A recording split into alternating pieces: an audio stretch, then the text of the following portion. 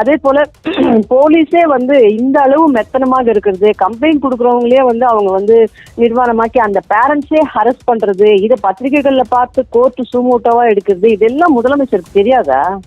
என்னதான் நடந்துட்டு இருக்கு இந்த நாட்டுல? அப்ப அவர் பொம்மை முதலமைச்சர்னு எங்களுடைய எதிர்கட்சி தலைவர் அண்ணன் எடப்பாடியார் சொல்றதுல என்ன தவறு இருக்க முடியும்?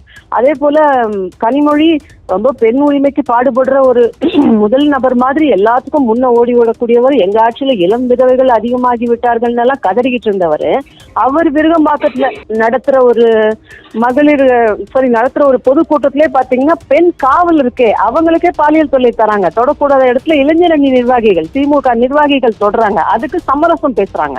இது என்ன ஏற்கனவே என்ன சொன்னாரு நம்மளுடைய முதலமைச்சர், சட்டம் ஒழுங்க வந்து நான் இரும்பு கரம் கொண்டு அடக்குவேன்னு சொன்னாரு. இரும்பு கரத்தை எங்க வச்சாருன்னே தெரியல. அதுக்கப்புறம் பல இடங்கள்ல வந்து பெண்களுக்கு எதிரான பாலியல் வன்கொடுமைகள் வந்து அதிகரிச்சுக்கிட்டே தான் போகுது. இங்க இருந்து மணிப்பூர்ல ஒரு இன்சிடென்ட் நடந்ததுக்கு அவ்வளவு பெரிய கண்டனம் தெரிவிச்சாங்க, அதை பண்ணாங்க இதை பண்ணாங்க, போராட்டம் நடத்துறாங்க. இப்ப வரிசையா நீங்க பாத்தீங்கன்னா ஒரு மாசம் கூட ஒரு வன்முறை பாலியல் வன்முறை இல்லாம வந்து ஒரு நாள் கூட கடந்து போக மாட்டேங்குது தமிழகத்துல. இதுக்கு என்ன நடவடிக்கை எடுத்திருக்காங்க? அதுலயும் இந்த மாதிரியான வழக்குல சிக்கிறவங்க பூரா பாத்தீங்கன்னா திமுக காரவங்களா தான் இருக்கிறாங்க. அதுவும் அந்த பதவி ஏற்றதுல இருந்து இன்றைக்கு வரைக்கும் பல பேர் வந்து பல சிக்கல்கள்ல மாட்டிக்க, குறிப்பாக பெண்களுக்கு எதிரான குற்றங்கள் பல இடங்கள்ல ஈடுபட்டு இருக்காங்க. அப்ப திமுக இத்தகைய ஒரு கேவலமான முன்னுதாரணமாகத்தான் இருக்குதா அவங்களுடைய கட்சியினுடைய இளைஞர் அணிக்கே அப்படிங்கிற ஒரு கேள்வியை தான் நமக்கு முன்வைக்க தோணுது. அதே போன்று இன்னைக்கு அவங்க கட்சியை சார்ந்த இளைஞரணியை சார்ந்த ஒரு நபர் அரக்கோணத்துல இப்படியான ஒரு கேவலமான ஒரு செயலை தொடர்ச்சியாக 5 ஆண்டுக்கு ஒரு முறை ஒரு பெண்ணை மணந்து அந்த பெண்ணை வந்து இப்படி பாலியல் ரீதியாக துன்புறுத்துவது என்பது வந்து வன்மையான கண்டனத்துக்கு உரியதுன்னு தான் நான் பாக்குறேன். இந்த காலத்துல மேரிட்டல் ரேப் அப்படிங்கறதே கேஸ் சட்டமாக்கணும் அப்படின்னு பேசிட்டு இருக்காங்க. அதற்கு மத்தியில இந்த அதாவது திருமணம் பண்ணி ஏமாத்தி அந்த பிள்ளைய வந்து அவ்வளவு உடல் ரீதியாக பிசிக்கல் அபியூஸ்மெண்ட், செக்ஷுவல் அபியூஸ்மெண்ட் மட்டும் இல்லாம அது ஹியூமன் வயலன்ஸ் தான் நான் பாக்குறேன்.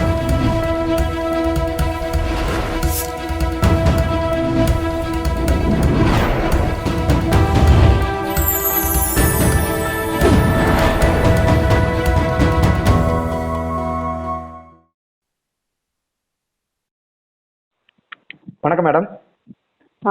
வணக்கங்க மேம். இன்னைக்கு அரக்கோணத்தில் பார்த்தீங்கன்னா ஒரு கல்லூரி மாணவி கம்ப்ளைண்ட் கொடுத்துருக்காங்க. ஒரு திமுக நிர்வாகி தெய்வ செயல் அப்படின்றவர் தன்னை பாலியல் வன்கொடுமைக்கு ஆளாக்கியது, மேலும் திமுக முக்கிய புள்ளிகளுக்கு தன்னை விருந்தாக்க நினைத்ததாகவும் ஒரு கம்ப்ளைண்ட் கொடுத்துருக்காங்க. இதை பத்தி உங்களுடைய கருத்து என்ன மேம்?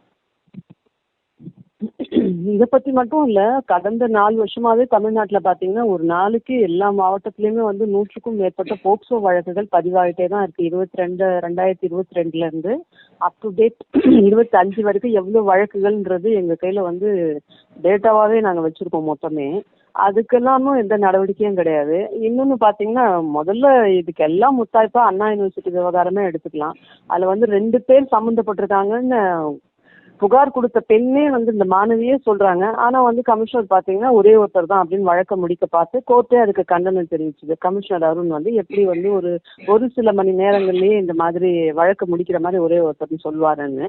அந்த பாதிக்கப்பட்ட மாணவி கம்ப்ளைண்ட் கொடுக்கும் போதே பாத்தீங்கன்னா அந்த ஞானசேகரன்றவன் அவன் திமுகவினுடைய மாணவர் அணி துணை அமைப்பாளர், இன்னொரு சாரோடவும் நீ இருக்கணும்னு சொன்னதை உலகமே அறிஞ்ச விஷயம். இது எல்லாமே யார் அந்த சார்ன்ற கேள்வியை நாங்க எழுப்பி அது இன்ன வரைக்கும் அந்த சார் யாரு அப்படின்றதுக்கு இது வரைக்கும் அந்த மாசுபடாத சார்கள் யாருன்றதுக்கு ஒரு பதிலும் இல்லை.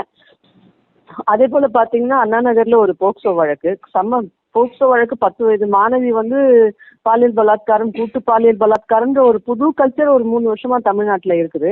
இதுதான் இந்த ஆட்சியில தான் இந்த மாதிரி விஷயங்களெல்லாம் நம்ம கேள்விப்படுறோம். அந்த அண்ணா நகர் மாணவி சின்ன குழந்தை ஒரு 10 வயசு பெண் பாதிக்கப்படும் போது அந்த பேரண்ட்ஸ் கம்ப்ளைண்ட் கொடுக்க போனா அவங்களே வந்து நிர்வாணமாக்கி அடிக்கிற ஒரு கொடுமை தான் இருக்கு. இது பத்திரிகைகள்ல வெளியில வந்து ஹைகோர்ட் கண்டனம் தெரிவிச்சு அதை சிபிஐ என்கொயரிக்கு ரெக்கமெண்ட் பண்றாங்க. அதை ஓடி போய் உடனடியா இந்த திமுக அரசு சுப்ரீம் கோர்ட்ல போயிட்டு ஒரு 50 லட்சம் ரூபாய் ஃபீஸ் வாங்கக்கூடிய ஒரு வழக்கறிஞரை வச்சு ஒரு சீனியர் வழக்கறிஞரை அதெல்லாம் சிபிஐ என்கொயரி எல்லாம் தேவையில்லை அப்படின்னு இவங்க வந்து கோர்ட் டைரக்ஷன்ல அப்புறம் ஒரு ஸ்பெஷல் இன்வெஸ்டிகேஷன் டீமை போடுறாங்க. அந்த ஸ்பெஷல் இன்வெஸ்டிகேஷன் டீம்ல இருக்கக்கூடிய ஒரு பெண் அதிகாரி, 3 பெண் அதிகாரிகள் மேற்பார்வையில் இது நடக்கணும் போது ஒருத்தர் அதுல பிஆர்எஸ்ல போறாங்க, இன்னொருத்தர் விலகுறாங்க. இதுக்கெல்லாம் என்ன காரணம்? இந்த கவர்மெண்டோட அழுத்தமான்றது. இந்த ஆட்சியில இல்லாதப்ப 13 முறை கவர்னர்கிட்ட ஓடி போய் சிபிஐ என்கொயரி வேணும்னு சட்டையை கிழிச்சிட்டு போய் மிகச்சிறப்பாக எடப்பாடியார் ஆட்சி நடக்கும் போதெல்லாம் வந்து சிபிஐ என்கொயரி வேணும்னு போனவங்க இன்னைக்கு பாதிக்கப்படுறது பெண் குழந்தைகள். நாள்தோறும் 100 கணக்கில் போக்சோ வழக்குகள் பதிவாகுது. கூட்டு பாலியல் பலாத்காரம்ன்ற ஒரு புது ட்ரெண்டிங், அந்த புது விஷயம் வந்து இங்க ட்ரெண்ட் ஆயிட்டு இருக்கு. அதை பத்தியெல்லாம் எதையுமே கவலைப்படாத முதலமைச்சர் பாதிக்கப்பட்டு நேரடியா மாணவிகள் பாதிக்கப்படும் போது சின்ன சின்ன குழந்தைகள் 10 வயசுல இருந்து 80 வயசு வரைக்கும் இருக்கிற மூதாட்டிகள் வரைக்கும் வந்து பாலியல் வன்கொடுமைக்கு ஆளாகும் போது அதுக்கு என்கொயரின் 1-2 வழக்குகள் இந்த மாதிரி ஃபெமிலியரா வந்து கண்டனங்கள் தெரிவிக்கப்படும் போது வெளிப்படையாகும் போது அதுக்குமே கூட சிபிஐ என்கொயரி தேவையே இல்லை அப்படின்னு இவங்க ஓடி சுப்ரீம் கோர்ட் வரைக்கும் போய் வாதாட வேண்டிய அவசியம் என்னன்றது. அதே போல போலீஸே வந்து இந்த அளவு மெத்தனமாக இருக்கிறது, கம்ப்ளைண்ட் கொடுக்குறவங்களே வந்து அவங்க வந்து நிர்வாணமாக்கி அந்த பேரண்ட்ஸே ஹரஸ் பண்றது, இதை பத்திரிகைகள்ல பார்த்து கோர்ட்டு சூமூட்டவா எடுக்கிறது, இதெல்லாம் முதலமைச்சருக்கு தெரியாதா? என்னதான் நடந்துட்டு இருக்கு இந்த நாட்டுல? அப்ப அவர் பொம்மை முதலமைச்சர்னு எங்களுடைய எதிர்க்கட்சி தலைவர் எடப்பாடியார் சொல்றதுல என்ன தவறு இருக்க முடியும்? அதே போல கனிமொழி ரொம்ப பெண் உரிமைக்கு பாடுபடுற ஒரு முதல் நபர் மாதிரி எல்லாத்துக்கும் முன்ன ஓடி ஓடக்கூடியவர். எங்க ஆட்சியில இளம் விதவைகள் அதிகமாகி விட்டார்கள்னு எல்லாம் கதறிக்கிட்டு இருந்தவர் அவர் விருகம்பாக்கத்துல நடத்துற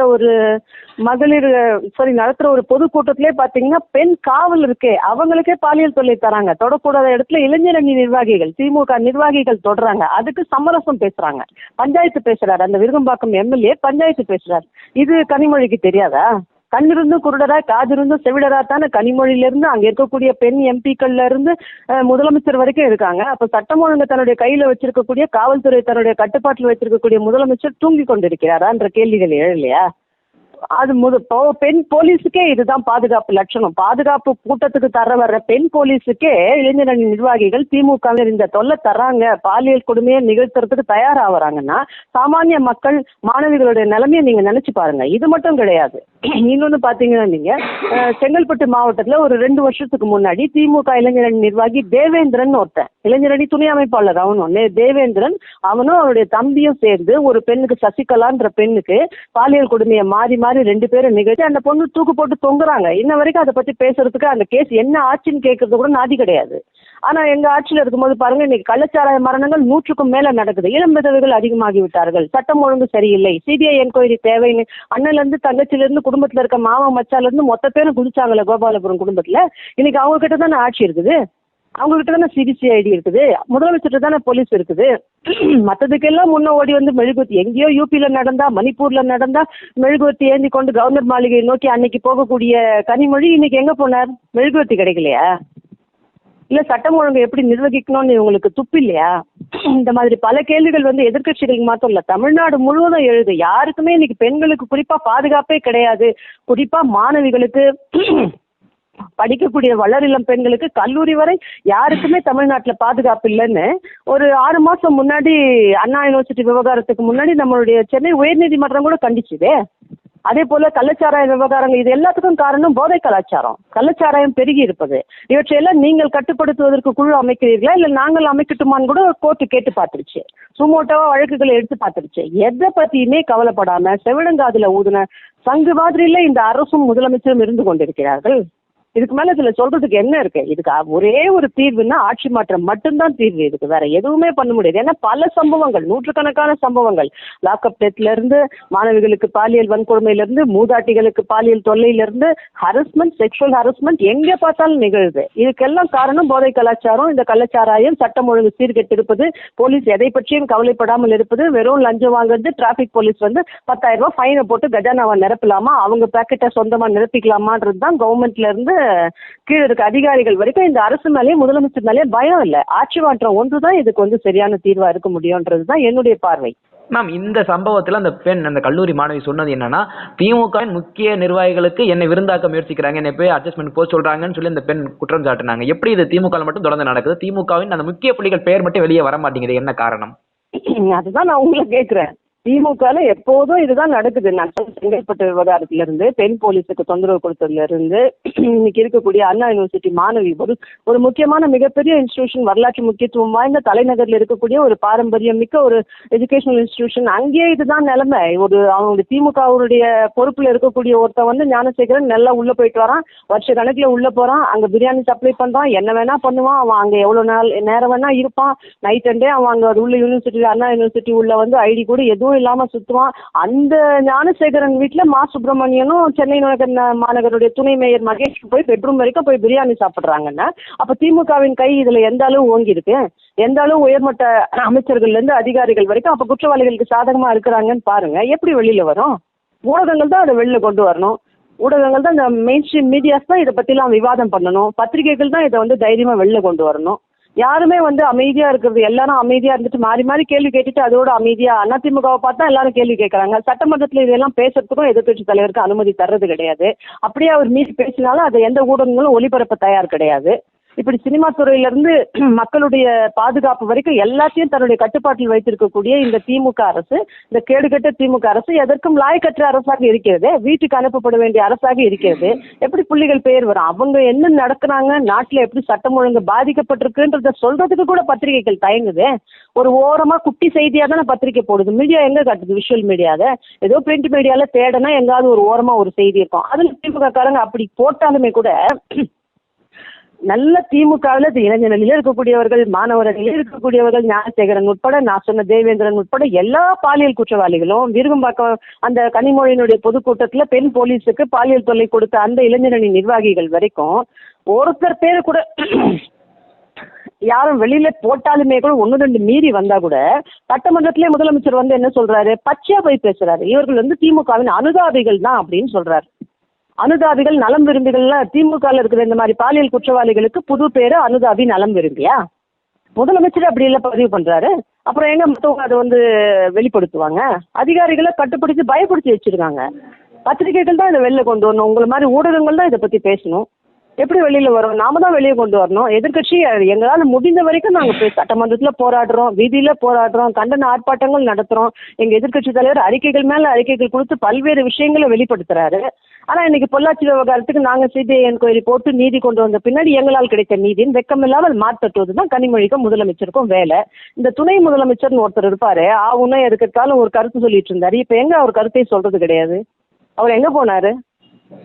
அவர் வெளில வந்து பேச வேண்டியது தானே. அவர் ஒரு 6 மாசமா மீடியால காணுமே. இதெல்லாம் அவருக்கு தெரியலையா? அப்ப அவருக்கு எதுக்கு துணை முதலமைச்சர்ன்ற பதவி? அது என்ன படிச்சு வாங்கின பட்டமா அவரு? இது மாதிரி நம்ம தான் வெளில கொண்டு வரோம். இவங்க கொண்டு வர மாட்டாங்க. ஏன்னா ஆட்சியின் லட்சணம் தெரிஞ்சு போச்சு. வீட்டுக்கு போறோம், முடிவுக்கு வரப்போகுதுன்னு தெரிஞ்சு போச்சு அவங்களுக்கு. அவங்க பேச மாட்டாங்க. அப்படியே அந்த பெயர்களை நாங்க வெளிக்கொண்டு வந்தாலும், அது தேவேந்திரனா இருந்தாலும் ஞானசேகரனா இருந்தாலும் எங்களுடைய அனுதாபின்னு சொல்றாங்க. அந்த நிகழ்வு அண்ணா யூனிவர்சிட்டி சம்பவம் நடக்கிறதுக்கு 3 நாள் முன்னாடி வரைக்கும் மா சுப்பிரமணியனை வச்சு நலத்திட்ட உதவிகள் எல்லாம் கொடுக்குறான் அந்த ஞானசேகரன்றவன். மாணவரணி துணை அமைப்பாளராக இருக்கிறான் சென்னையில் அந்த பகுதியில் சைதாப்பேட்டையில். ஆனால் முதலமைச்சரே வந்து பதிவு பண்ணுறாரு. சட்டமன்றம் நடக்கும்போது சட்டமன்றத்தில் முதலமைச்சர் வாயால் எங்களுடைய அனுதாபி தான், திமுக கிடையாது அப்படின்னு இன்ன வரைக்கும் அடிச்சு பேசுறாங்க. அவனை கட்சியிலேருந்து எடுக்க வேண்டியது தானே.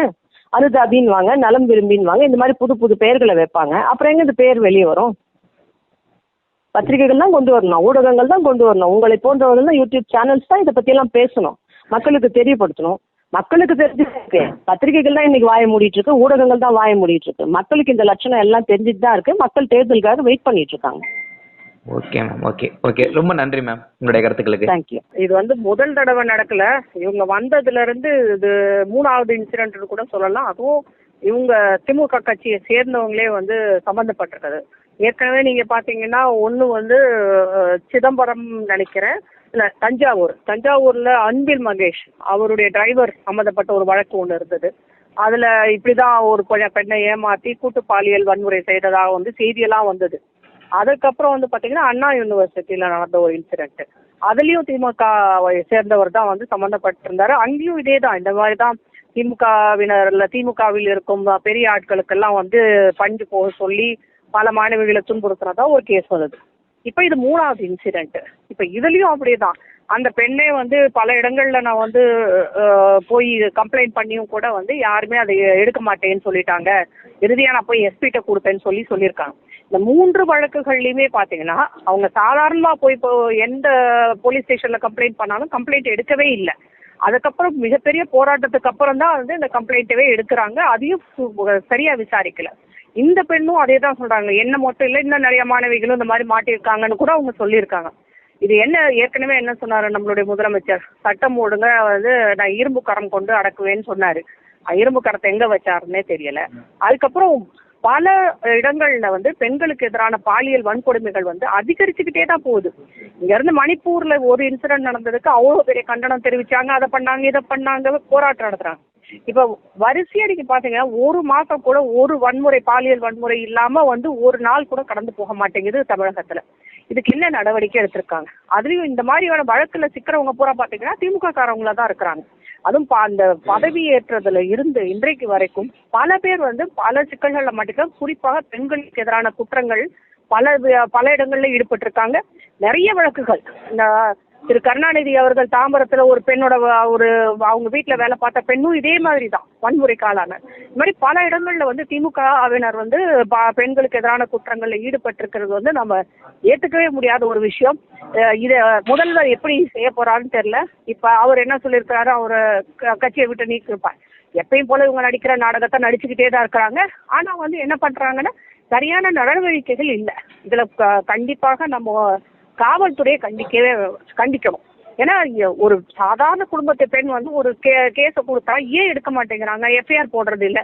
இப்படியே போயிட்டு இருந்தா எப்படி குற்றங்கள் வந்து யாரு எப்படி குறையும், இல்ல பெண்களுக்கு எதிரான குற்றங்களை வந்து நடவடிக்கை எப்படி எடுக்க முடியும்?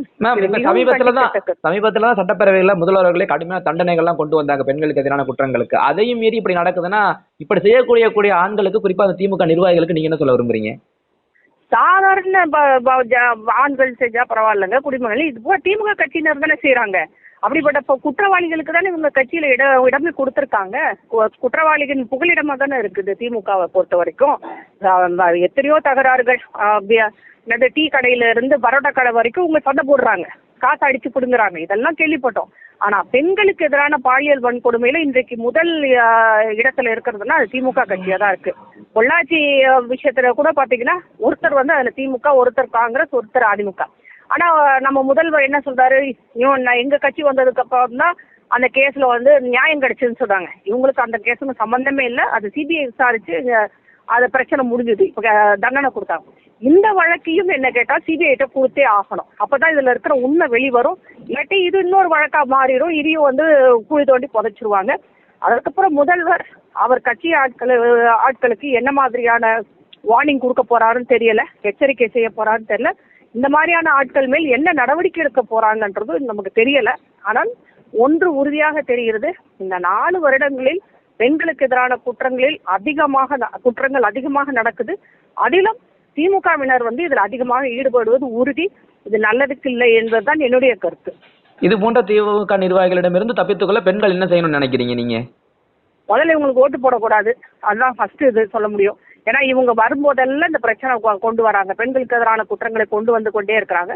இன்னொன்னு, பெண்களுக்காக என்னதான் நீங்க விமன்ஸ் ரைட் கமிஷன் அது இதுன்னு இருந்தாலும் ஒருத்தருமே இதுல வந்து சிறப்பாக செயல்படல, எதிர்த்து கூட பேச மாட்டேங்க. ஏன் அம்மா கனிமொழி கூட வந்து ஒரு வார்த்தை கூட இதை பத்தி பேச மாட்டாங்க, மூச்சு விட மாட்டாங்க. இவர் திமுக கட்சியில் இருக்கும் பெண்கள் யாரும் இதை பத்தி கவலையும் படமாட்டாங்க. அதனால தனியாக ஒரு அமைப்பு ஒன்று ஏற்படுத்தி பெண்களுக்கு எதிரான குற்றங்களை பற்றிய இந்த விசாரணையை நடத்துவதற்கு அவர் ஏதாவது வழிவகை செய்யணும்.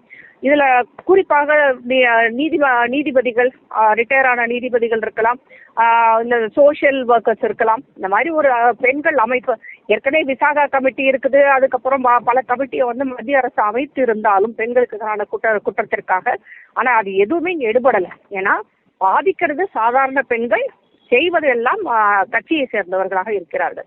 இதற்கு ஏதாவது ஒரு முடிவு வரணும்னா ஒண்ணு முதலமைச்சர் கடுமையான நடவடிக்கை எடுக்கணும். அப்படி இல்லாட்டி அடுத்த 26 எலெக்ஷன்ல இவங்க ஜெயிக்கிறது கஷ்டம்தான். திருப்பி உங்களுக்கு ஓட்டு போடுறதுனால ஒரு பிரயோஜனம் இல்லை என்பதுதான் என்னுடைய கருத்து. ஓகே மேம், ஓகே, நன்றி மேம். நன்றி.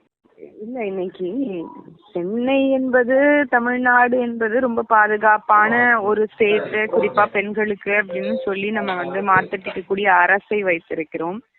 ஆனால் எங்க திரும்பினாலும் பெண்களுக்கு எகேன்ஸ்டா நடக்கக்கூடிய குற்றங்கள் அதிகரித்து வருவதனுடைய காரணம் என்ன அப்படிங்கிறதுக்கு இவங்க தான் பதில் சொல்லணும். இன்னும் நம்ம இந்த அண்ணா பல்கலைக்கழகத்தினுடைய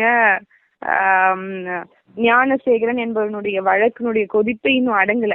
எல்லா இடங்கள்லயும் நமக்கு அதனுடைய தாக்கம் பெருமளவுல இருந்துச்சு. எப்படி அவ்வளவு பெரிய சென்னையோடைய ஹார்ட் ஆஃப் த சிட்டியில அடையாறுல இருக்கக்கூடிய ஒரு ரொம்ப வெல் நோன் ஒரு ரினவுண்ட் யூனிவர்சிட்டியில இப்படிப்பட்ட ஒரு அசம்பாவிதம் நடந்தது அப்படின்னு அந்த கொதிப்பு அடங்கல. மக்கள் மத்தியில் ஒரு பதற்றம் இருக்கு, ஒரு அச்ச சூழல் இருக்கு. அதுவே குறையாத போது யார் அதற்கு பின்னாடி இருக்கிறாங்க அப்படின்னு அங்க ஆய்வெல்லாம் பண்ணி பார்த்தா முதல்ல ஞானசேகரனுடைய சமூக வலைத்தள பக்கங்கள்ல இருக்கிற எல்லா அவரோட யாரெல்லாம் முக்கிய பொலிட்டிக்கல் கிளவுட்ஸ் இருந்தாங்களோ பின்னாடி எல்லாமே அழிக்கப்பட்டது. அதனுடைய நோக்கம் என்னன்னு பலரும் கேள்வி கேட்டது இருந்தது. எதிர்கட்சிகள் கூட கேள்விகள் கேட்டிருந்தாங்க. சட்டப்பேரவையில கூட யார் அந்த சாருங்கிற போன்ற அந்த பின்னாடி அதாவது அம்பை எய்தியவர்கள் யார் அப்படிங்கிற அந்த கிங்பின்ஸ் யார் அப்படிங்கிற கேள்விகள் எல்லாம் முன்வைக்கப்பட்டது. அதனுடைய தீர்வே நமக்கு இன்னும் எட்டாத இந்த நிலையில தான் திருப்பியும் அதே திமுக இன்றைய ஆட்சியும் அதிகாரத்திலும் இருக்கக்கூடிய திமுகவை சார்ந்த குறிப்பா இளைஞர்கள் என்பவர்கள் மற்றவர்களுக்கு உதாரணமாகவும் ஏற்கனவே மற்றவங்களுக்கு உதாரணத்தை பின்பற்றக்கூடியவர்களாகவும் இருக்கணும். அப்ப திமுக இத்தகைய ஒரு கேவலமான முன்னுதாரணமாகத்தான் இருக்குதா அவங்களுடைய கட்சியினுடைய இளைஞர் அணிக்கே அப்படிங்கிற ஒரு கேள்வியை தான் நமக்கு முன்வைக்க தோணுது. அதே போன்று இன்னைக்கு அவங்க கட்சியை சார்ந்த இளைஞர் அணியை சார்ந்த ஒரு நபர் அரக்கோணத்துல இப்படியான ஒரு கேவலமான ஒரு செயலை தொடர்ச்சியாக 5 ஆண்டுக்கு ஒரு முறை ஒரு பெண்ணை மணந்து அந்த பெண்ணை இப்படி பாலியல் ரீதியாக துன்புறுத்துவது என்பது வன்மையான கண்டனத்துக்கு உரியதுன்னு தான் நான் பாக்குறேன். இந்த காலத்துல மேரிட்டல் ரேப் அப்படிங்கறதே சட்டமாக்கணும் அப்படின்னு பேசிட்டு இருக்காங்க.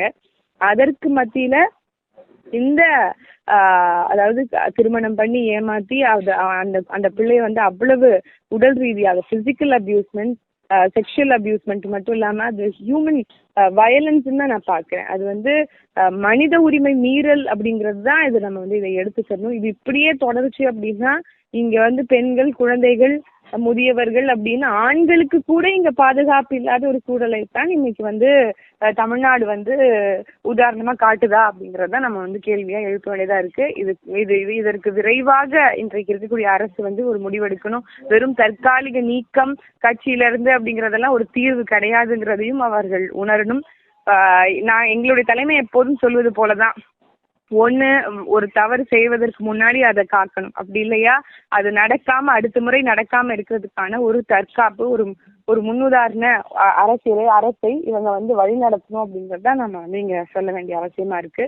இதற்கான விரைவுபடுத்தி இதற்கான தீர்வை உடனடியாக இந்த அரசு கொடுக்கணும் அப்படிங்கறதுதான் உங்களுடைய ஊடகம் வாயிலா நான் கேட்கிறேன். மேம், அதாவது குறுகிய காலத்திலே பாத்தீங்கன்னா திமுக நிர்வாகிகள் நிறைய பெண்கள் பாதிக்கப்படுறாங்க. இந்த மாதிரி பெண்கள் பாதிக்கப்படாம இருக்கணும்னா முக்கியமா திமுக நிர்வாகிகளிடம் இருந்து என்ன செய்யணும்னு நினைக்கிறீங்க? இந்த ஆட்சி கலைக்கப்படணும்னு நினைக்கிறேன். இவங்க சிஎம் போஸ்ட்ல இருந்தும் டெப்யூட்டி சிஎம் போஸ்ட்ல இருந்தும் முதல்ல விலகணும்னு நினைக்கிறேன். ஆட்சி மாறணும்னு நினைக்கிறேன். அப்பதான் உண்மையான ஒரு தீர்வு எல்லாத்துக்குமே இங்க இன்னைக்கு சமூகமே குற்ற சமூகமாக மாறிட்டு இருக்கு அப்படின்னா இங்க எல்லா இடத்துலயும் லூப் ஹோல்ஸ் இருக்கு. இது எல்லாத்துக்கும் வேர் தேடி போனோம் அப்படின்னா மது பழக்கமும் போதை பழக்கத்திற்கு அடிமையாகிறதும் தான் காரணமா இருக்கு. அப்ப இதுக்கு யாரு இந்த லூப் ஹோல்ஸை ஏற்படுத்தி கொடுக்குறா, யாரு இதுக்கு ஒரு அதாவது டைட்டா செக்யூரிட்டி இருக்கு, இறுக்கமான ஒரு பாதுகாப்பு இருக்கு, யாருமே தவறு செய்ய முடியாதுங்கிற சூழல் வந்தது அப்படின்னா எல்லாமே ஒரு கட்டுக்கோப்பாக இருக்க முடியும். அப்புறம் எப்படி நம்ம உலக நாடுகள்ல மற்ற நாடுகள்லாம் கட்டுக்கோப்பா இருக்கிறாங்க? ஒரு ஒரு சிக்னலை கூட கிராஸ் பண்ண மாட்டேங்கிறாங்க, சாலையில எச்சி கூட துப்ப மாட்டேங்கிறாங்க. இங்க மெச்சுறோமே, அது அவங்களால முடியறது ஏன் நம்மளால முடியல? காரணம் இங்க சரியான ஆட்சி புரியல. உண்மையாகவே இந்த மக்களை நேசிக்கக்கூடிய, மண்ணை நேசிக்கக்கூடியவர்கள் ஆட்சி புரியல அப்படின்னா இன்னைக்கு இங்க ஏதாவது பிரச்சனை நினைச்சா நாளைக்கு நாங்க ஏதாவது ஒரு வெளிநாட்டுல போய் இருந்து செட்டில் ஆயிக்கோங்க, நீங்க உங்களோட பாடு அப்படிங்கிற ஒரு எதேச்சதிகார போக்கு, இந்த மண்ணையும் மக்களையும் நேசிக்காதவர்களுடைய நிலைப்பாடுதான் இன்னைக்கு இந்த மாதிரியான ரொம்ப கேவலமான ஒரு சூழல் ஏற்படுவதற்கு காரணமாக இருக்கு. அதனால இந்த ஆட்சி மாறணும். சரியானவர்கள் ஆட்சி அமர்ந்தால்தான் இந்த மாதிரியான குற்ற சம்பவங்களும் இந்த சமூகமும் ஒரு செழுமையான சமூகமாக மாறும்னு நினைக்கிறேன். ஓகே மேம், ஓகே, நன்றி மேம். நன்றி நன்றி நன்றி.